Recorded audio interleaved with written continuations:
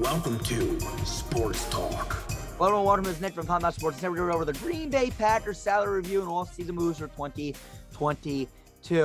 Green Bay, you're the last video every year, man, and I love it. I love it. We're here. We have arrived. Thank goodness. 32 teams are now officially done. Woohoo! I want to first things first give a special shout out to everybody on this channel that helped me out with these videos. Me, of course. I got to give myself a nice pat on the back. Mike gave me a huge help on these videos this year, as he did last year too. Noah, the Huberman Thompson, our numbers guy, thank you a lot. And last but not least, Greg, you did a huge job for us this year, really sitting down hours upon hours of your time to help us get these videos done. Now, without further ado, let's hop in to this Green Bay Packers. 13-4 last year. Matt Lafleur, Rodgers is coming back. Thank goodness for you guys. What do you think? What do you think? Davante Adams is franchise tagged. Rodgers took the extension, so now they can spread out the cap space. It hasn't been done yet, so it's going to be very hard to predict that on this video, which we're not going to. We're going to leave it as is for now. So we're going to see some things that you guys probably not going to like, but I got to keep it realistic and fair for like I did for every other team. Another thing is this is a mock offseason, mock draft, mock free agency. So let's see what we had you guys doing and what actually happened. Here we go. Here's the first slide. Right now, you see negative $37.4 million of cap space. This is currently right now this second without any moves, the franchise tag, the Aaron Rodgers extension. Again, this video is being released late. We got a few days after the franchise tag happened, and the extension, which is fine because the numbers are still exactly like this. Just give us a second. That's going to be on the next slide. So this is before any of that happened. These are the guys that are currently under contract. The guys in green are the guys that you can save and cut money. I mean, if you cut, you save money. The guys in red are the guys that you can cut and lose money. There's a few guys here that you definitely look at and you say you can absolutely restructure. A guy real fast, I'm just going to mention for an example, Darius Smith. If you were to cut him right now, you would save $15.3 million. If you cut David Bakhtiari, you will lose $17.1 million. Guys in greens are guys that you potentially want to cut or restructure. Guys in red, there's no reason to cut them. You will lose money towards the cap space. You're at negative $37.4 million. The odds of you guys getting back to square zero would take a lot of restructuring and stuff that I'm not willing to do for you guys. I'm sorry. I can't do that. If I did that for every team, played it fair, I would be here. This series would take 4.5 years. I'm not going to do that. They hire good GMs and accountants to do that. Again, I could do it. I'm not going to do it. But real fast, some guys you definitely got to look at. I'm sure they're going to do something with Darius Smith. Maybe they don't cut him, but maybe you definitely restructure. Preston Smith, $12.5 million. Dean Lowry, Kenny Clark's another guy. Adrian Amos, Billy Turner might be a guy. We saw an extension from Rodgers, so that means that he has had a little bit of a restructure. And Randall Cobb, again, all these guys. I mean, for the love of God, if you were to cut Preston Smith and Zadarius Smith, that's about $30 million right there. Not exactly. It's about $28 million, $27 million right there. 27.8 to be exact.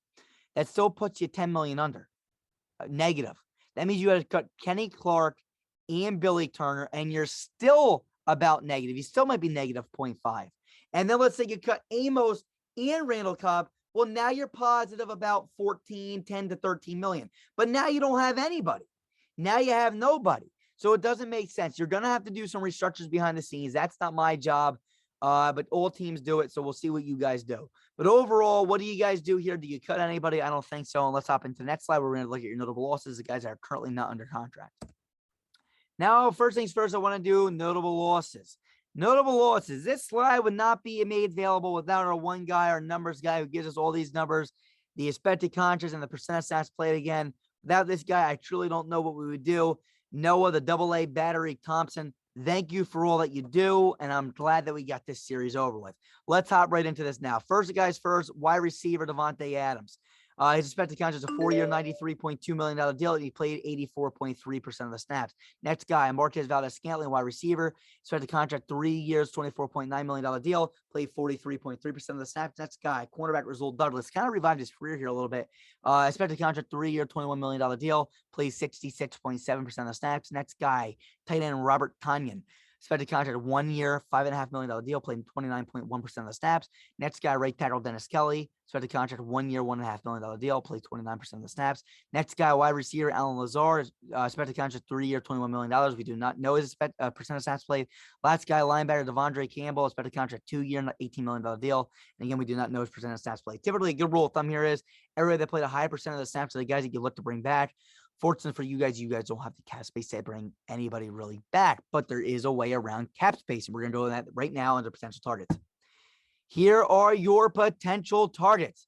Negative $37.4 million. We don't have you cutting nobody. There's no reason to cut anybody if you're not going to get into the positives and be able to bring anybody. So if you're not going to be able to bring anybody in, no reason to cut nobody. Estimated signings, you guys are not franchise tag Devontae Adams to an $18.4 million deal. That's an $18.4 million cap hit, which puts you at negative $55.8 million in the hole.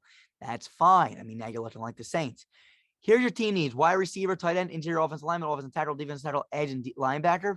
Here's what we got you guys doing. Of course, wide receiver, we get your franchise tagging Devontae Adams to fill in that need. In the first round, we're also giving Rodgers more help, actual help, not Amari Rodgers help. We're bringing in Jamison Williams, considering losing Lazard and Marquez Valdez-Scantling due to not being able to have the cap space. You're bringing in Jamison Williams, a speed demon on the outside. You also bring in second round Damon Clark, a linebacker. And in the third round, you're bringing in Spencer Burford, interior offensive lineman. Fourth round's too hard to predict. We're not going to do it. Let's hop into the 2022-2023 expected depth chart. Here is your 2022-2023 expected depth chart. Guys in orange are re-signed. Devontae Adams re-signed. Yellow would be placeholder. Luckily for you guys, you don't have a placeholder. Green would be signings. You can't sign nobody. Light blue is drafting. You're drafting Jamison Williams, drafting Damon Clark, drafting Spencer Burford. You see Randall Cobb here playing behind Jamison Williams. They can split that however they want to. We'll see what happens. Overall here, guys, I am a big fan of this roster. This roster right here, I know you're losing a lot of pieces, but look, anytime Aaron Rodgers is back and Devontae Adams is back, you have a chance to win the damn Super Bowl. So look, I know you're losing Lazard, who I really like a lot. I know you're losing Marquez Valdez-Scantling. I know you're losing a few other guys. I know you're losing your cornerback, Rasul Douglas. It sucks.